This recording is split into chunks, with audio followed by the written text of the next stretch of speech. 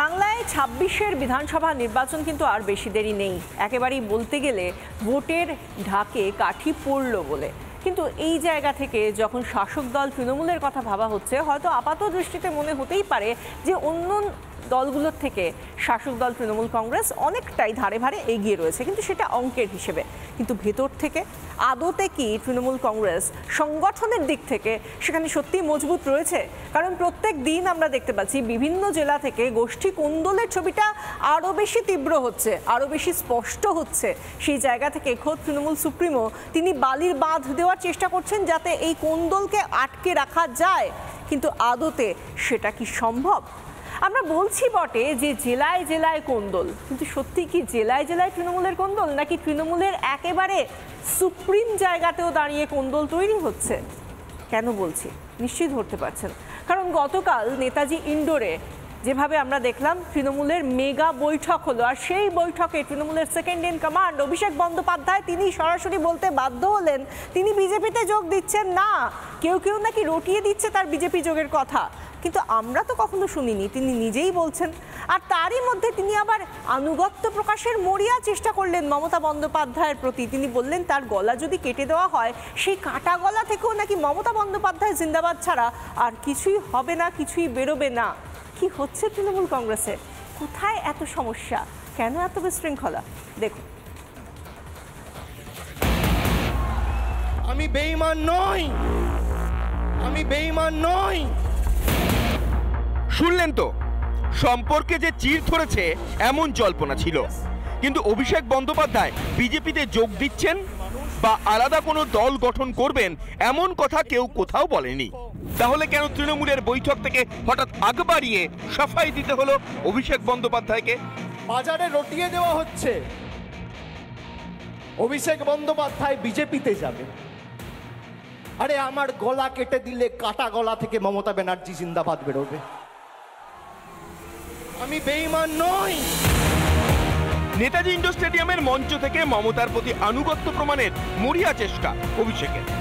বাজারে ছড়িয়ে দেওয়া হচ্ছে নতুন দল আসছে, খবরে যা দেখবেন আমি আপনাকে বলছি 100তে 100টাই মিথ্যে।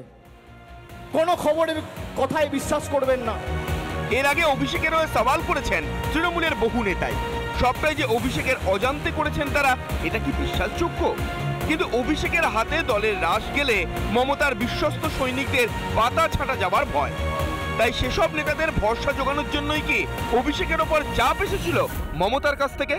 সামনে ভোট এগিয়ে আসছে, দলের কর্তৃত্ব কার হাতে থাকবে, এই সব মিলিয়েই একটা ডামাডোল কিন্তু তৃণমূলের মধ্যে রয়েছে, যে কারণে তৃণমূলের এই সম্মেলন আজকের, এবং সম্মেলন থেকে কিন্তু বিশেষ কিছু পরিবর্তন হয়নি। তবে পিসির চাপে ভাইপো যদি ঝুঁকেও থাকেন, বেঈমানদের জব্দ করার হুঁশিয়ারি দিতেও কিন্তু ভোলেননি ডায়মন্ড হারবারের সাংসদ। অভিষেকের হম্বিতম্বিটা একবার দেখুন। যারা দলের সাথে বেঈমানি করেছিল, মুকুল রায়, শুভেন্দু অধিকারী, এদেরকে চিহ্নিত করার কাজটা আমি করেছিলাম। আগামী দিনেও যদি কেউ দলের সাথে বেঈমানি করে, এদের চিহ্নিত করে এদের লেজে গোবরে করে প্যাকেট করে বাংলা ছাড়া করার দায়িত্বটা আমি আমার কাঁধে তুলে নিলাম। বিজেপির সঙ্গে অভিষেক ব্যানার্জির সত্যিই কোনো গোপন বোঝাপড়া তৈরি হওয়ার সম্ভাবনা আছে, যদিও তৃণমূলের পারিবারিক ঝামেলাকে খুব একটা আমল দিচ্ছে না গেরুয়া শিবির। ভারতীয় জনতা পার্টি কে এইসব পচা মালকে নেবে? কে বলেছে? কবে কথা হয়েছে? কে কাকে জানিয়েছে? এত দুর্দিন হয়নি। ও জানে মেম্বারশিপ কত হয়েছে ভারতীয় জনতা পার্টি। এককালে মমতার পরে তৃণমূলে যদি কারো নাম আসতো তা ছিল একমাত্র অভিষেকেরই। আর এখন সেই অভিষেক বন্দ্যোপাধ্যায়কে কিনা মঞ্চে দাঁড়িয়ে কর্মীদের বোঝাতে হচ্ছে যে তিনি বেঈমান নন। তৃণমূলের সর্বভারতীয় সাধারণ সম্পাদক কি নেতা কর্মীদের ভরসা জোগাতে পারলেন, নাকি তৃণমূলের সংসারে আরো একটা বালির বাঁধ ভাঙার কাউন্টডাউন শুরু হয়ে গিয়েছে? রিপাবলিক বাংলা। অভিষেক বন্দ্যোপাধ্যায় তার কথা যখন তিনি বলছেন তখন থেকেই চেষ্টা করে গিয়েছেন এটা দেখানোর জন্য যে তৃণমূল কংগ্রেসের কোনো ভাঙন নেই, দল একেবারে এক কাট্টা রয়েছে। কিন্তু ভাঙন নেই, কোনো চির নেই, কোনো চির ধরেনি মমতা বন্দ্যোপাধ্যায় অভিষেক বন্দ্যোপাধ্যায়ের সম্পর্কের মধ্যে। সেই প্রচেষ্টা যত জোরালো করতে চাইছেন অভিষেক বন্দ্যোপাধ্যায়, ততই যেন এই ফাটলটা আরও বেশি করে প্রকট হয়ে উঠছে। কীরকম ভাবে? আমরা যখন দেখতে পাচ্ছি অভিষেক বন্দ্যোপাধ্যায় কথা বলছেন এবং তার হয়ে জয়ধ্বনি করছেন কিছু কিছু তৃণমূল কর্মী, তাদের উদ্দেশ্যে রীতিমতো ধমক দিচ্ছেন অভিষেক বন্দ্যোপাধ্যায়, আর তাতেই আরও একবার সেই বিষয়টাই প্রকট হচ্ছে যে এত প্রচেষ্টা কেন? তার মানে কি সত্যিই কোথায় দ্বন্দ্ব রয়েছে? মমতা বন্দ্যোপাধ্যায় শুধু নয়, অভিষেক বন্দ্যোপাধ্যায়ও কি তাহলে সেই বালির বাঁধ দেওয়ার কাজটাই করছেন? টাউন প্রেসিডেন্টরা রয়েছেন, শাখা সংগঠনের প্রধানরা রয়েছেন, আমি সকলকে আমার অন্তরের অন্তঃস্থল থেকে কৃতজ্ঞতা জানাচ্ছি, প্রণাম জানাচ্ছি। শান্ত থাকুন প্লিজ, শান্ত থাকুন, ডিসিপ্লিন মেনটেন করুন। আপনারা শান্ত হন, শান্ত হন, বাদিকে আছেন যারা, শান্ত থাকুন।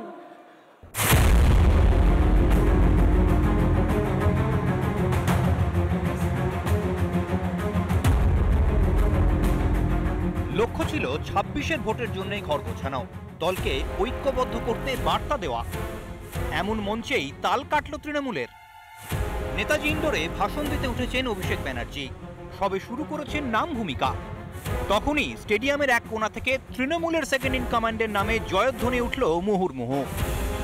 টাউন প্রেসিডেন্টরা রয়েছেন, শাখা সংগঠনের প্রধানরা রয়েছেন, আমি সকলকে আমার অন্তরের অন্তঃস্থল থেকে কৃতজ্ঞতা জানাচ্ছি। তবে বেশিক্ষণ গেল না, হঠাৎই মাইক হাতে নিয়ে ধমকে সেই স্লোগান থামিয়ে দিলেন মমতা ব্যানার্জি, পড়ালেন শৃঙ্খলার পাঠ।